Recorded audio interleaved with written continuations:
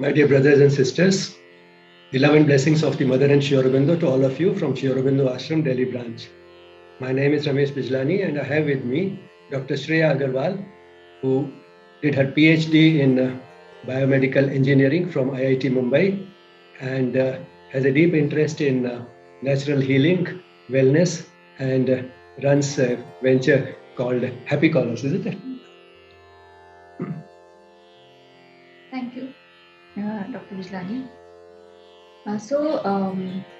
Right now we all know that the new variant of Omicron has come. The new variant of coronavirus has come. So what do you think about the Omicron? In fact, if you look at whatever limited information we have on Omicron, it is highly transmissible and the symptoms that it is producing are very mild. This is in fact in keeping with the usual trend of mutation. Of course, flu-like viruses, coronavirus is one of them, have a tendency to mutate very frequently. So this is in keeping with that character, and the mutation generally is in this direction. That is greater transmissibility and lower virulence. And one can easily understand it in biological terms because this is how both the virus and we can survive. You see, if it produces very severe symptoms and we, the hosts, die, then the virus also dies with us. And that is why the evolution is in this direction. What we study in biology commonly is that evolution is driven by the struggle for existence. That is true to some extent, but then a higher principle than that is peaceful coexistence. And that also operates in evolution. And that is how there are such a large variety of germs, not just these viruses, and we live in close, peaceful coexistence with them. In fact, many of them reside in our body and we are helping one another. I'll not go into the details of that part. A microbiome is one of the newest things coming up, which is telling us more and more about this symbiotic relationship between the germs that reside in us and ourselves. But coming back to Omicron, the fact that it is highly transmissible and that the symptoms are very mild means that we don't have to be really scared of it at all. So all the scare that we find around seems rather unwarranted. The best strategy perhaps would be that we let everybody get infected, which would be easy because it is highly transmissible, and let everybody acquire natural immunity. Now, when I say that let everybody get infected, I'm not saying that everybody falls sick. People will not, because everybody will get infected, but everybody will not be sick. Probably not more than 10% outer limit will have even those mild symptoms which it produces. The rest will get infected, develop immunity to the virus, and remain totally unaware of what happened. They'll remain blissfully unaware of having got infected at all. This, to my mind, would be the best strategy to deal with it.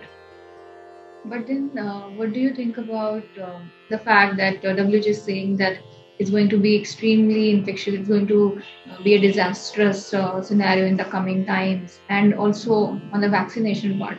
What do you think about all these aspects? Well, I mean, what is being promoted is the vaccine which was made for the first variant. And while it might have been reasonably effective against that, whether it is effective against the other variants, including the Omicron, is extremely doubtful. We are not sure about it. We're just assuming that it would be useful, but we are not sure about it.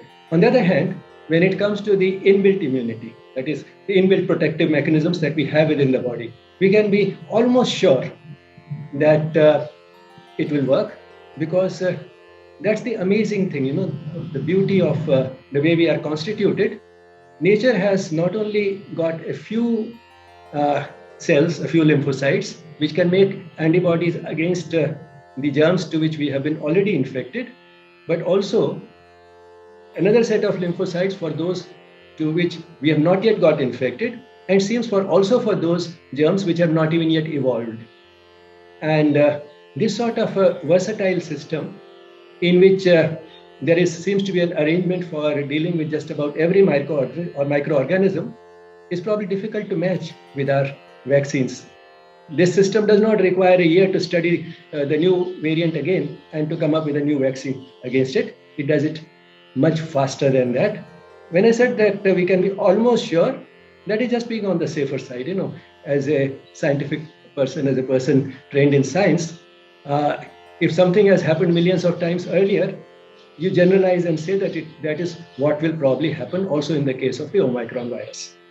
But whether it will actually happen, for that you have to leave that little element of doubt, because till it has actually happened, till we have shown that yes, the natural immunity works against Omicron, we can't say. But all the same, since it has happened millions of times for all the other microorganisms in the past, one can say that one can be reasonably sure, and that is the maximum assurance that we can have. And I don't think the vaccines can give us any greater assurance than that. Thank you for sharing your opinion as a medical man on the Omicron variant. Thank you so much. Thank you, Shreya. Thank you.